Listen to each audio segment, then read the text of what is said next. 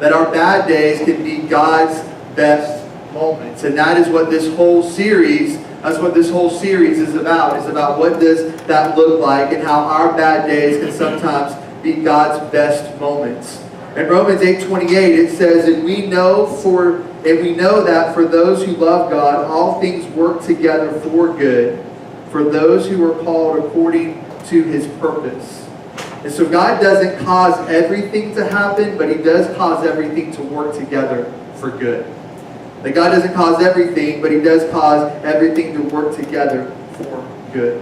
And so last week when we kicked off this series and we began talking about our worst day ever, we looked at it from the idea of about bad news. Because most of our bad days always involve bad news. And so 2 weeks ago, we were at our youth group who was meeting at Panera Bread. We're making the switch to Dairy Queen because we've kind of outgrown Panera and it's gotten kind of weird to pull enough tables together. So Dairy Queen has these huge picnic tables outside, and so we've made the move to Dairy Queen. So that's awesome. Our youth group's already growing, and so we're excited about that. But 2 weeks ago, we're at Panera Bread, and we're getting ready to leave, and we walk out, and we're all standing outside of Panera Bread, and we're talking and hanging out a little bit, and I noticed over to my left that there's kind of a tow truck over here, but not really paying much attention to it, and didn't really know what was going on, and we're all hanging out in the parking lot talking and stuff, and as I got ready to leave, I turned to my left and realized that the tow truck is hooked up to the car that's parked to my left. And the tow truck's parked at an angle where he's blocking me and I can't back up, like I can't leave. And so the tow truck driver's just sitting in his tow truck, and I'm like, I don't know what's going on. So I walk up and I'm like, hey man, how long is this whole thing going to be going on? Like, when are you guys, are you going to be moving? Or they broke down? Like, what's happening? He's like, I don't know, man. I could be here all night. Well, that's a problem. So I go over to get in my car, and there's two women sitting in the front seat of this other car. And she's like, we're not moving. We're not moving. And so I'm like, okay. She's like, he was trying to take the car, so we just decided that we jumped in the car real quick so he can't take the car. And I'm thinking in my mind, okay, her car's getting repossessed. And so she's just decided she's going to jump in the driver's seat, and if she's in it, he can't move. So it was kind of the stalemate. They're not getting out of the car, tow truck driver can't move, I'm stuck, and so everybody's like, oh, we'll help you angle out. I'm like, dude, I own a minivan. It's like a bug, right? It's not maneuvering, right? It's not small. So we tried to angle out. I tried to drive over the curb. It wasn't working. We're just kind of stuck. And so I was like, I can either make a really big deal about this, because this is kind of one of the worst days ever for me in this moment. I'm like, I can either make a big deal about this, or I can just come back and get my car later. And so we just left. So Fred gave us a ride home. I was like, I'll just come back later and get my car, because I wasn't going to get into an argument with these two ladies, because that wasn't going to do any good. The tow truck driver was like, sorry, bro. Right? I'm just doing my job. And so I was like, I guess it could be worse, right? It could be my car that was getting repossessed, right? And so I guess it could be hard. So we went home for a while, and then later we were able to go back and get my car. But as I talked about last week a little bit, that sometimes we have the tendency to believe the worst case scenario about things. Right? We have the tendency, when we hear bad news, we begin to believe the worst case about things. And so all I could think about on my way home and when I got home was either my car is going to get damaged in this process. Like, they're going to pull the car out, and my car is going to get door dinged, or they're going to scratch up the side of my van. When I go back later to Panera Bread to get my car, like, the whole driver's side of my car is going to be damaged. Like, I just began to believe, or maybe I'm going to go back and they're still going to be sitting there 2 hours later and I'm not going to be able to get my car. I started having all these things. When I got there, of course, it wasn't like that at all. But we have the tendency to believe the worst case scenarios. We said last week, we begin to believe our fears instead of our faith. That we begin to believe our fears instead of our faith. And last week, we opened up this story talking about King David. And a day in King David's life that was one of the worst days ever for him. That he had received some bad news. But as we learned in the story, the bad news wasn't as bad as David thought that it was. If you remember what we talked about last week in the story, we kicked off this story talking about David and his son Absalom. And how his son Absalom had decided that he wanted to be king more than David, and he was going to throw a coup or overthrow his dad and kind of take over the kingdom. So in the midst of Absalom taking over the kingdom and getting people on his side and calling a meeting, and if you remember in the scriptures we read, it said that 200 people went to go meet Absalom that didn't know exactly why they were going. But word got back to David that the whole city of Jerusalem had turned on him. That the whole city of Jerusalem was against him, and David felt like he had no choice but to get out of town. Get what stuff he could, gather what people he could, and get out as fast as he could. But the bad news wasn't as bad as David thought. And so each week in this series, we're going to look at a different part of this particular story and learn truths about how to handle life's toughest moments and life's toughest seasons.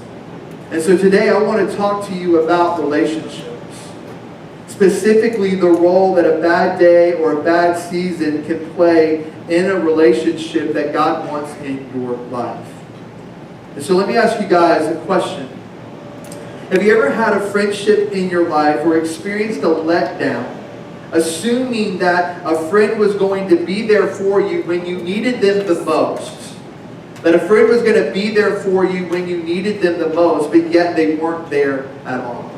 And what makes that situation worse is this, is that when at a time that they needed you, you were there for them.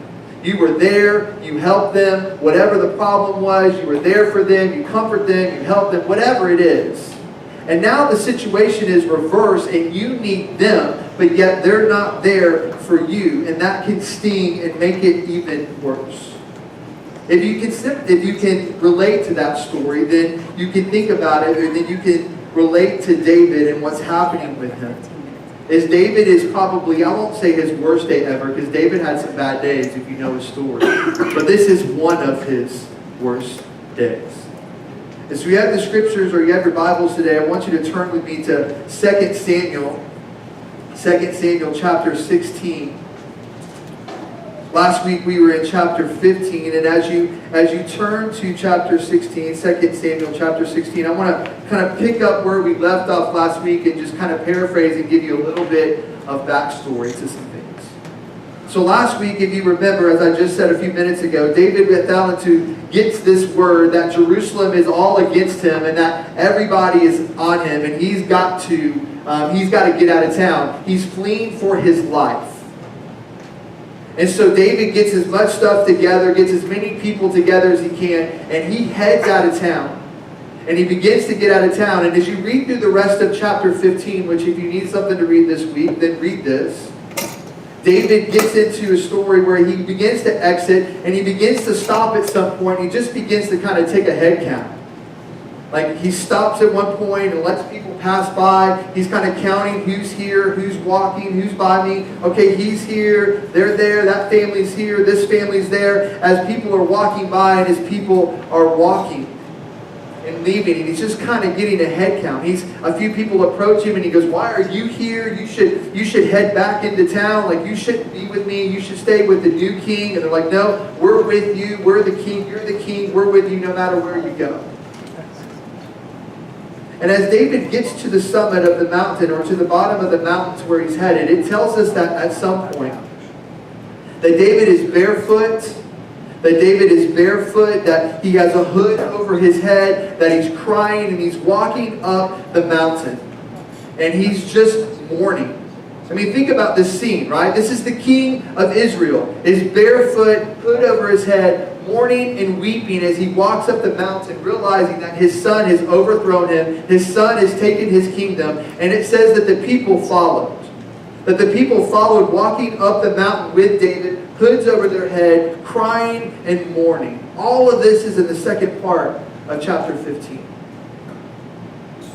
And as David gets to the summit, or the top of the mountain where he's going to be, he has an encounter with someone, and this is the portion of the scripture that we're going to look at today. And so look with me, chapter 16, 2 Samuel.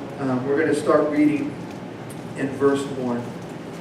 And it says, "When David had passed a little beyond the summit, Ziba, the servant of Mephibosheth, met him, with a couple of donkeys saddled, bearing 200 loaves of bread, 100 bunches of raisins, and 100 summer fruits, and a skin of wine. And the king said to Ziba, Why have you brought these? And Ziba answered, the donkeys are for the king's household to ride on. The bread and the summer fruit are for the young men to eat, and the wine are for those who faint in the wilderness to drink. And the king said, and where is your master's son? Talking about Mephibosheth. And where is your master's son? And Ziba said to the king, behold, he remains in Jerusalem. For he said, today the house of Israel will give me back the kingdom of my father. Then the king said to Ziba, behold, all that belonged to Mephibosheth is now yours. And Ziba said, I pay homage. Let me ever find favor in your sight, my lord, the king. So if you're not too familiar with the story of Mephibosheth doesn't last too long in the scriptures, but the quick version of who he is, if you know anything about David's life, as David was growing up and before he took over the kingdom from King Saul had a son named Jonathan. And Jonathan and David were the best of friends. So even in the midst of King Saul trying to kill and overthrow David, or trying to kill David, I should say, Jonathan remained loyal to David. So even though his father is trying to kill his best friend, Jonathan stayed loyal to David, and they had a friendship that is unbelievable. Well, Mephibosheth is Jonathan's son, and/or Saul, King Saul's grandson. And so in the story of Mephibosheth goes like this: that when Jonathan dies and Saul dies, Mephibosheth flees, like somebody takes him and runs away with him, and they drop him, and he ends up being crippled. But he's afraid that King David will kill him, so he kind of remains in hiding. This is Mephibosheth. He remains in hiding from King David, afraid that David will kill him, afraid that David, when he finds out that someone from King Saul's family is still alive, that he will kill him. But when David finds out that Mephibosheth is alive, David does the opposite. David brings him to the palace.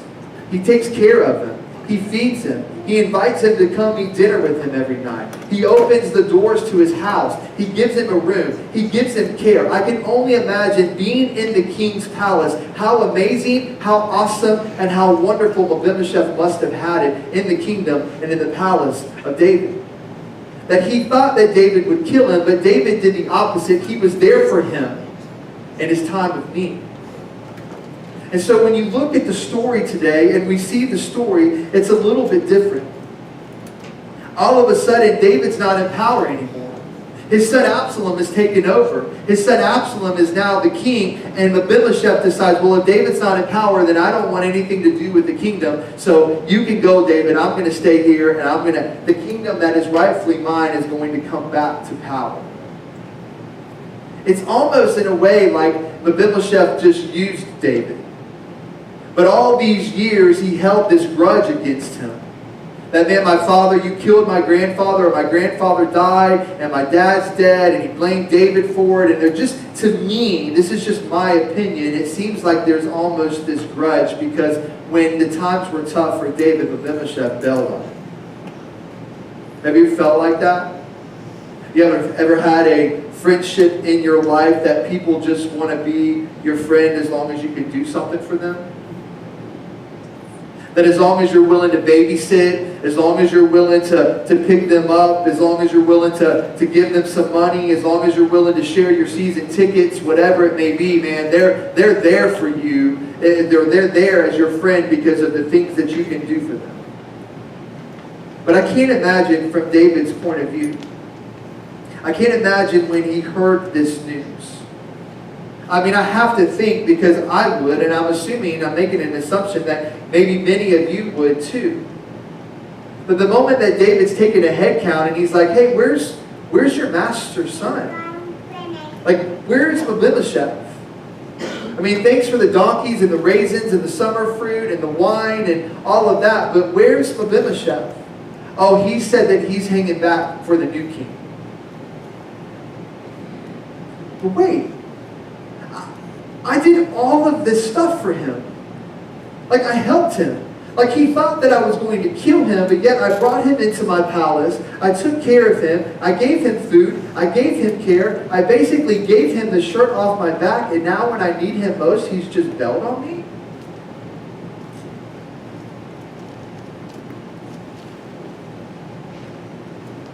David hears this news that Mephibosheth isn't coming. And his thought to me has to be like, what do you mean he stayed in Jerusalem? Like, I mean, this is when I need him the most. What do you mean that he stayed in Jerusalem? If you're familiar with the book of Psalms, and you can write this down for those of you that are taking notes, this won't be on the screens, but if you're familiar with the book of Psalms, you see David often pouring out his heart. And in Psalm 55, he writes these words in verse 12 and verse 13, right around this same time that this event would have happened. So Psalm 55, 12 and 13. It says, For it is not an enemy who taunts me, then I could bear it. It is not an adversary who deals insolent with me, then I...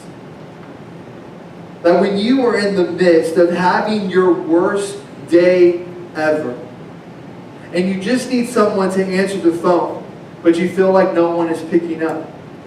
You just need someone to give you a ride or watch your kids for a few hours, or you just need someone to listen. The worst part about our worst days is how lonely we feel.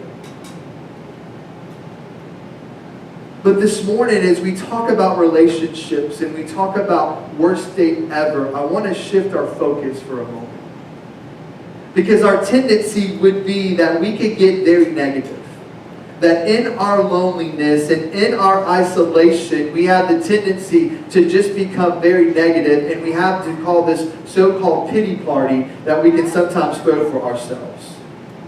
Life is horrible. Life is a mess. It'll never get better. No one likes me. I have no friends. No one's here for me. No one calls me. No one reaches out to me. And nobody's here for me. And we can have this so-called pity party or have this negative sense to ourselves. But instead of focusing on the negative and focusing on the pity party, I want to do this. That I want to give you 3 benefits of bad days or bad seasons when it comes to our relationships. This will be a little bit unique and maybe something hopefully that you guys will remember, but I want to talk to you in the standpoint of these 3 words: milk, matches, and magnets. Milk, matches, and magnets. Let me explain to you what I mean. That there's some relationships in our life that are like milk. That they're good for a little bit, but at some point they have an expiration date on them. And that at some point, those relationships are going to end. That they may be good for a season. They may be good tasting for a while. They may be there for us. They may help us. They may give us vitamins. They may fill us. They may do whatever. But at some point, those relationships have an expiration date. And sometimes the best thing to come out of a bad season is the end of a bad relationship. I mean, there's times in our lives that we're not ready for the relationship to end, and the only way that it can end is this bad season separating you. But a bad season can filter out people who aren't supposed to go with us to our next season.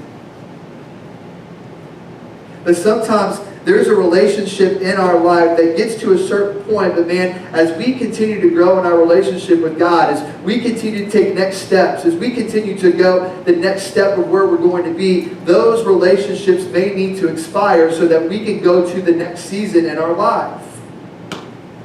It looks like this. Many of you know my story, that didn't grow up in church, right? That I just gave my life to Christ like 15 years ago. I came out of a lifestyle of partying and drinking and doing all of these things. And when I first gave my life to Christ, there were some relationships in my life, guys that I had been friends with for 20 years at the time, that I drank and I partied with and I hung out with. And when I realized that, man, God's doing something in my life, I've got to change some things. I've got to change some relationships. I love these guys. They've been there for me, the good, the bad, all of these things. But maybe what I need to do What I need to do is maybe I just need to take a time out on this relationship for a season. That maybe I'm not strong enough in my relationship with Christ yet. I didn't trust myself enough to go to dinner with these guys and just watch them drink and me not drink. That I knew one beer for me would turn into many beers for me. And so I just decided, you know what? I love these guys, but I got to take a break. And some of them understood and some of them didn't. I got cussed out, I got yelled at, I got told I was a traitor, that now I was a Jesus guy, and all these things that happened in my life. But there were some relationships that had an expiration date for a season. I'm friends with those guys again because I'm strong enough in my walk with Christ that I can go hang out with them and they can talk the way they talk and they can do what they need to do, and it doesn't affect me. It doesn't change who I am. I don't judge them or have an opinion about them. I love them, I pray for them, and I invite them to church, and hopefully eventually they'll all be here. But some of our relationships in our lives have expiration dates. And when I talk about us, I don't want it to make it seem like, man, I'm superior to my friends, or you're superior to your friends because you've decided I need to end this relationship because it's not going to go with me to the next season. So I'm better than you, so I've got to end our relationship. That's not what I'm talking about. That when relationships expire in my life and in your life, it doesn't mean that we're better. It just means that we're in a different place. It doesn't mean that we're better than them. It just means that we're in a different place than them. So sometimes it takes a bad season in our life to get us to pull the plug on a relationship that needs to end. Sometimes it's painful. Sometimes it's not easy. Sometimes it's necessary. Sometimes the change of a job is necessary for a change in scenery.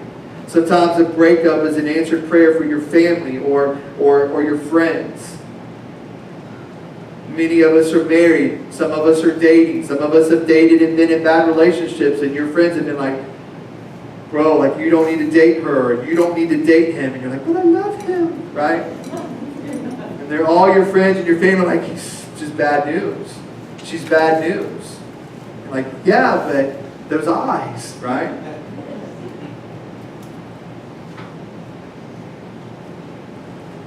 Sometimes it's just necessary for relationships in our lives to expire. The second idea is this, is that some relationships in our lives are like matches. They spark something new in our life. That they spark something new in our life. Bad seasons make us open to change. And sometimes that change is a new relationship, maybe a God-ordained relationship. If I were to ask you guys today, how many of you were in a bad season the first time that you walked into church? That your life was falling apart, everything seemed to be in shambles, everything was kind of falling apart, you had nowhere else to turn, it's a bad season, worst day ever, worst season ever, and you're like, I don't know what else to do, but I'm just going to try church. And you wander in, and your life may be changed through a friendship or a relationship or a pastor, or maybe you make the faith journey to give your life to Christ, and your life is forever changed. But you wouldn't have been open to the change to walk into church in the first place unless you were in the bad season. Maybe some of you were like me. That first time you went to church, you went kicking and screaming and hollering and not wanting to go, and arguing with your wife or with your husband, like, I'm not going and I don't want to go, and I'm sitting on the back row, and this whole thing, the story that many of you already know. But man, when God gets a hold of your life, it's something that's amazing, but you wouldn't have been open to the change if you weren't in a bad season. And it's the same way with new relationships.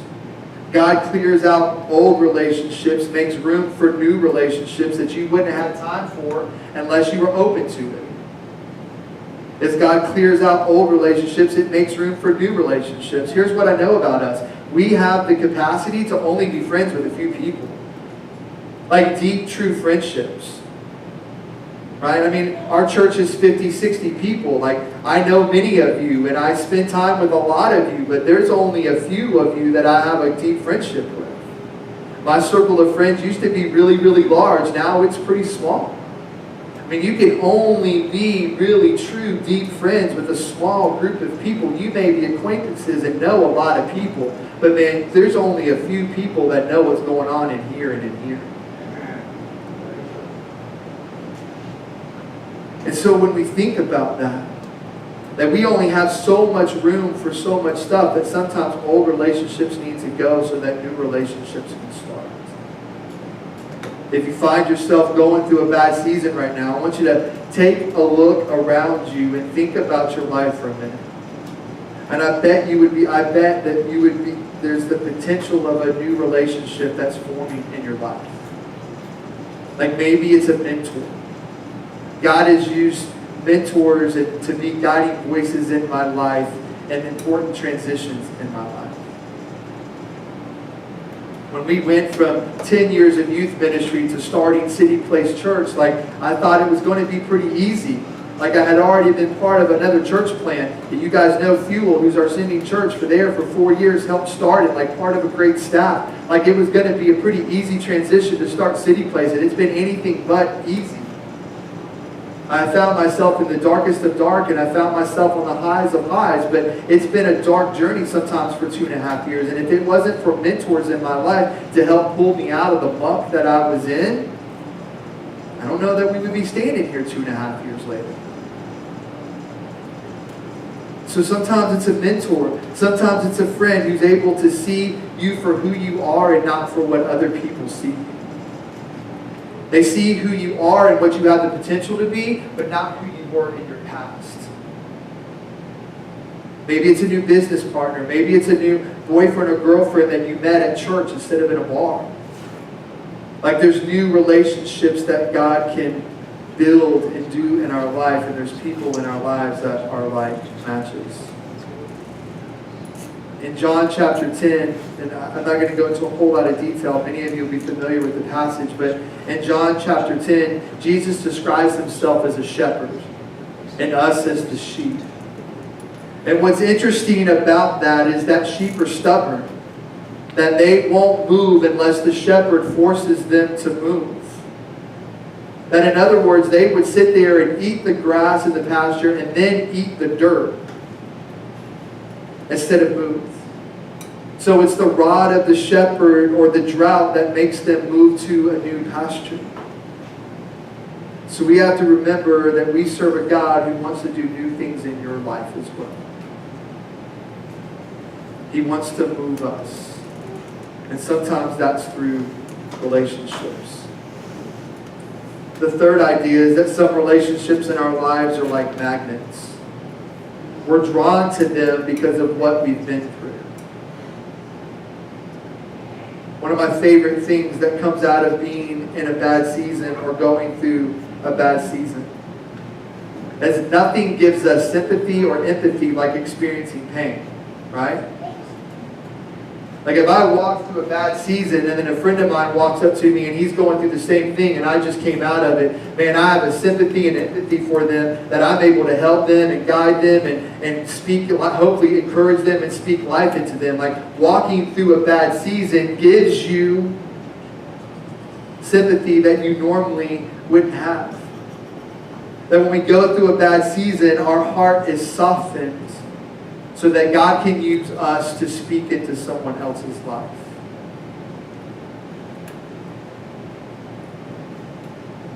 You remember at the beginning I said that God doesn't cause everything, but He does cause everything to work for His good.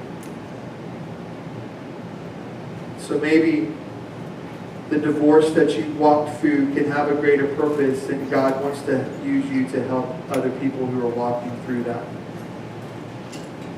Get diagnosed with cancer and have to go through chemo treatment. Maybe that chemo treatment facility gets to be a mission field for you. Maybe the death of someone who we're close to and we love gives us eyes to see people in a different light when they're grieving and they're going through hard times. The new job that we lost, and we walk in and build they lost one job, picked up a new job. There's some friendships and some relationships that come out of that make a change in our life. We find ourselves in the bad season that we were in. We walk into a new church for the first time, and we feel like, man, this is a place that I could belong and connect and grow in. And we find some new friends, and we find some new family, and we're like, man, this is a good place for us. This week I was meeting with one of our staff.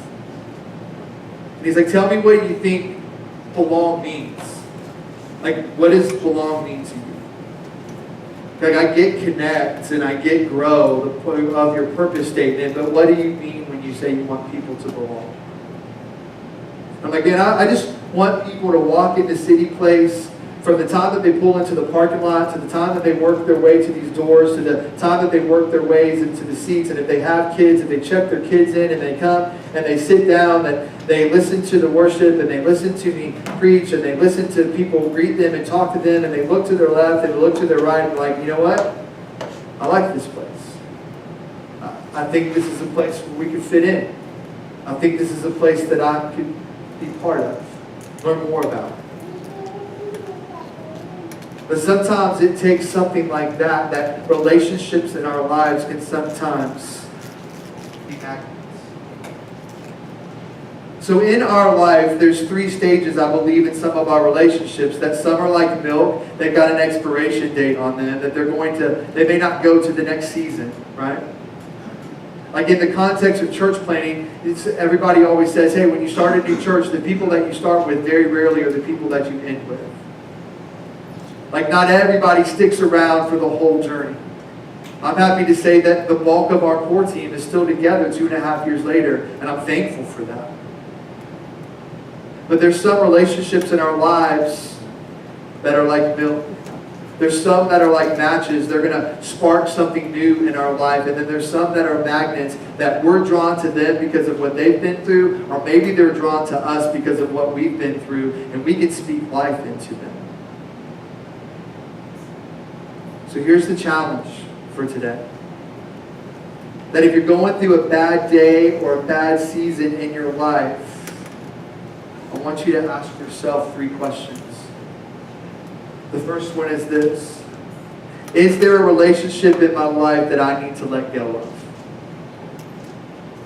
Is there a relationship in my life I need to let go of? Is there a relationship in my life that's like the gallon of milk that's sitting in my refrigerator, or the half gallon of milk that's sitting in my refrigerator that has an expiration date on it, and I know that in order for me to go to the next season, I need to let that relationship go? Is there a new relationship in my life that I need to grab hold of?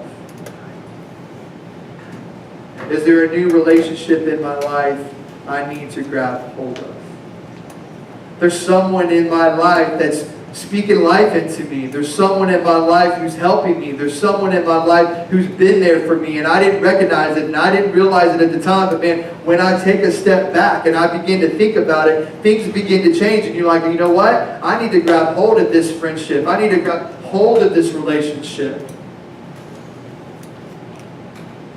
Is there a new relationship in my life I need to grab hold of? The third question is this. Is there someone who needs me to be a friend to them during their bad season? Here's the thing. Life is tough. Life is hard. Following Jesus is the best decision you could ever make in your life. Giving your life to Christ is the best decision you could ever make in your life. It doesn't mean that things are always going to be easy. It doesn't mean that things are always going to be a cakewalk. It doesn't mean that you're not going to have any problems, or you're not going to be able to maybe be tight 1 month on your finances. It doesn't mean that this isn't going to happen or that isn't going to happen. But what it does mean is, man, in the midst of my storm, in the midst of my bad season, I've got hope and an anchor that I can hold on to, and His name is Jesus. Amen. Maybe you need to be a chain or be an anchor for someone. You can never replace God. You can never replace Jesus in someone's life, but maybe you just need to be there for them to help them. Because you've walked through a similar season. You've walked through a similar transition. You've walked through whatever it may be that they're walking through, and now it's your moment to be there for them to help them. So the challenge this week is to ask yourself these questions and to spend some time thinking about them. In our youth group, on Wednesday nights, we've been going through the book of James. And many of you guys will be familiar with one of the most popular verses or famous verses from the book of James says to be a doer of the word and not just a hearer of the word. Don't do that today. Don't just hear what I'm saying and think about some relationships and think about some things and worst day ever and like I'm in a good season right now, all my relationships are good, I think things are fine. And don't just be a hearer of the word, but like let's be a doer of it. Like let's go home and think about this and let it sit and let it weigh on you and think through it a little bit. I mean, is there relationships I need to let go of? Is there one that I need to grab hold on to? Is there somebody that I know is struggling right now and I can go and just pick them up? The main idea through this whole series is that our bad days can sometimes be God's best moments.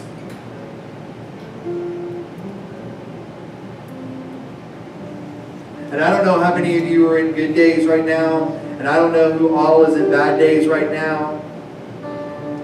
Some I do.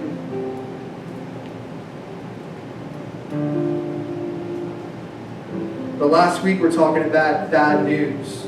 Today we're talking about relationships. I mean, David found himself in the moment that the king of Israel is walking up a mountain barefoot with a hood over his head, crying his eyes out because his heart is broken because his son wants to kill him and take over his kingdom. And one of the people that he thought was going to be by his side is not by his side. And the story doesn't focus on it much. It doesn't say much more about it. All it says is that David said, well, everything that was his is now yours, Ziba. Everything in my kingdom that I was going to give to him, I give to you because he traded me. He was a traitor on me. He's not there when I needed him. I gave all this to him, and then he just turned his back on me, so now it's yours. Our bad days can sometimes be God's best moments. There are going to be relationships that speak into our lives, and there are going to be relationships that take away from our lives.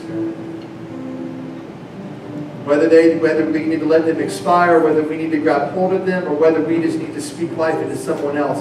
Whatever that looks like for you. Your bad days can sometimes be God's best moments because everything works together for the good of Him. It may not be tomorrow that He uses it for good. It may not be next week that He uses it for good. It may not be next month that He uses it for good. It may be 2 years from now. It might be 5 years from now. It might be 10 years from now. That a decision you made all of a sudden comes forward and now God sees it and He uses it 10 years later. But so often we're like, well, if everything works together for the good of God, why am I struggling? Why is it a mess? Why is my life so hurting right now? Why has all this happened to me? Why is this how I have the worst day ever after day after day after day after day after day? There doesn't seem to be anything working good for me. And then 10 years later, you find a friend. You said, hey, I know you were going through a rough time about 10 years ago, but you said one thing to me, and man, it made all the difference in the world, and now my life has changed. I just wanted to tell you thank you. I never told you thank you.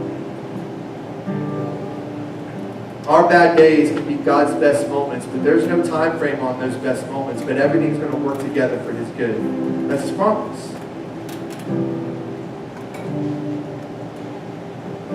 So this morning,